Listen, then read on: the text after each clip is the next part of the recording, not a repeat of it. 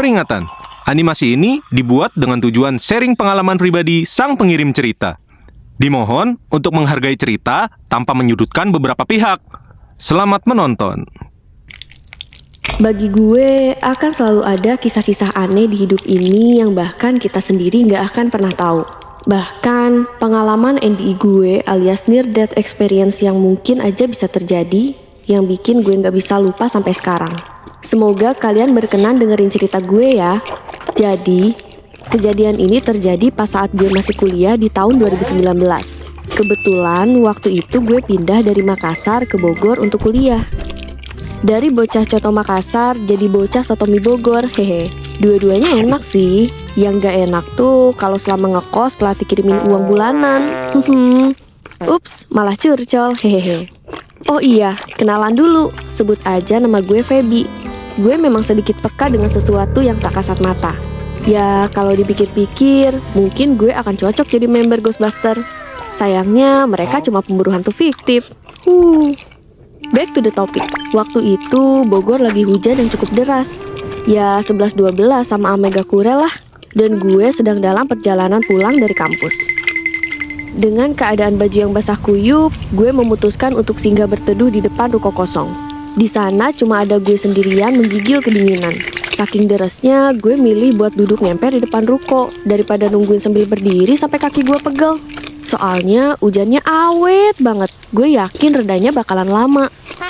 Pas lagi bengong liatin jalanan, gak berselang lama, tiba-tiba ada pemotor yang juga singgah berteduh. Gue liatin tuh pemotor itu. Dia seorang wanita dengan range usia ya 24 atau 25 tahunan lah maybe. Tingginya sekitar 167 cm dengan rambut sebahu. Nah, karena dia memakai masker, gue jadi gak ngeliat jelas wajahnya. Terus dia tiba-tiba nyeletuk, "Hujannya awet ya mbak?" Gue jawab dong, "Iya mbak, deres banget." Entah kenapa, gue merasa suasana yang berbeda saat dia membuka maskernya. Terlihat wajah yang cukup pucat. Cuma gue pikir mungkin dia sedang kedinginan, makanya kelihatan pucat. Atau paling enggak ya, dia belum makan dari pagi. Please, semoga aja bukan karena belum makan dari pagi. Soalnya itu nyiksa woy. By the way, dia terlihat sangat cantik menurut gue. Bulu matanya lentik, hidungnya mancung, dan memakai behel. Beberapa menit kemudian, kami sedikit ngobrol buat memecah keheningan di tengah riuh air hujan. Dia nanya ke gue, "Oh iya, mbaknya mau kemana?" Terus gue jawab, "Aku dari kampus mbak, ini mau jalan pulang ke rumah." Kalau mbaknya? Dia ngerespon pertanyaan gue tanpa menengok ke arah gue. Gini jawabannya, "Walah, kalau aku dari rumah sakit, mau pulang ke rumah nih." Kami berbincang cukup lama sembari menunggu hujan reda. Ada satu kalimat yang menurut gue cukup merinding pas dengernya. Dia bilang, "Mbak, hati-hati ya. Biasanya habis hujan gini jalannya licin. Takutnya ntar kecelakaan, terus gak bisa lihat indahnya dunia lagi deh, hehe." Gue shock dong. Dari sekian banyak obrolan chit-chat, kenapa topiknya nyermin gini sih? Gue sih sontak mikir, niatnya baik kok. Mungkin cara nyampeinnya aja yang bikin syok dikit, hehehe. Beberapa jam kemudian, hujan udah mulai reda. Selama itu, gue nunggu ngemper di depan ruko kosong sama orang asing. Akhirnya, gue memutuskan untuk bersiap-siap ngelanjutin perjalanan pulang gue. Pas gue mau melepaskan helm yang gue pakai, ya karena gue kurang nyaman dengan helm yang basah sih.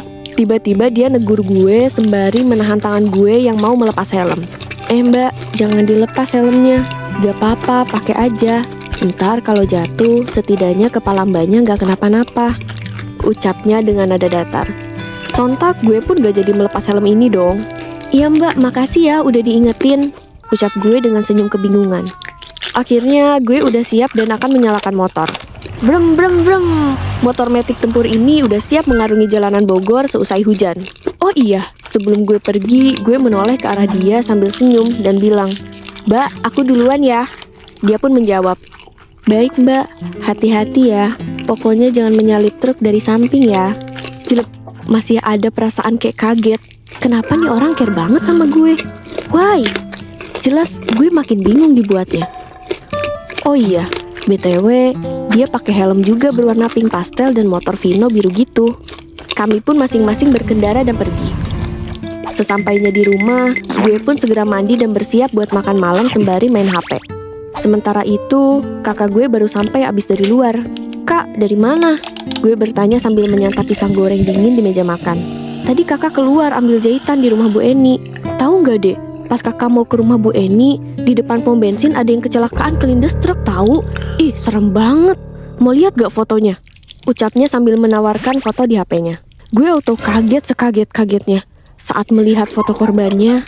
Di sana terlihat jelas korbannya wanita dengan masih menggunakan helm pink, dan di sampingnya ada motor Vino biru yang sudah rusak parah. Gue melihatnya kok kayak gak asing ya.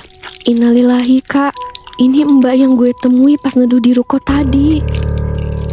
Gue coba jelasin ke kakak gue kalau tadi gue sempat ngobrol dan dia masih kelihatan sehat. Terus kakak gue langsung nanya, "Dek, kamu ketemunya pas pulang kampus?"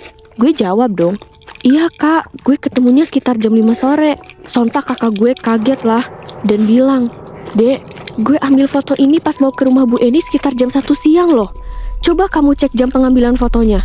Kakak gue nyodorin HP-nya buat nunjukin keterangan waktu, dan ya, pengambilan fotonya tuh menunjukkan jam 13.48. Kita akhirnya tatap-tatapan satu sama lain. Jujur, itu hal yang bikin gue bingung sekaligus merinding. Gue pandangi foto korban itu sambil ngebayangin pas gue ngobrol sama dia. Rasanya seperti mimpi. Akhirnya gue baru menyadari semua kata-kata almarhumah. Ternyata dia mengingatkan gue untuk tetap berhati-hati dalam berkendara agar tidak terjadi seperti yang dia alami. Surga untukmu mbak. Please banget buat kalian pengguna kendaraan, khususnya motor, pakai helm SNI. Jangan ngebut pas hujan, usahain neduh dan istirahat, karena ada keluarga dan orang yang kalian sayangi menanti kalian. Dari sini gue sadar, ini adalah pesan tak kasat mata dari seseorang yang mungkin gak seberuntung gue. Kalau gue ternyata harus berhati-hati setiap kali berpergian. Dan alhamdulillah, gue juga masih diberi kesempatan untuk hidup. Buat teman-teman semua, tolong hati-hati ya dalam berkendara. Ingat, selalu ada orang yang nunggu kita pulang.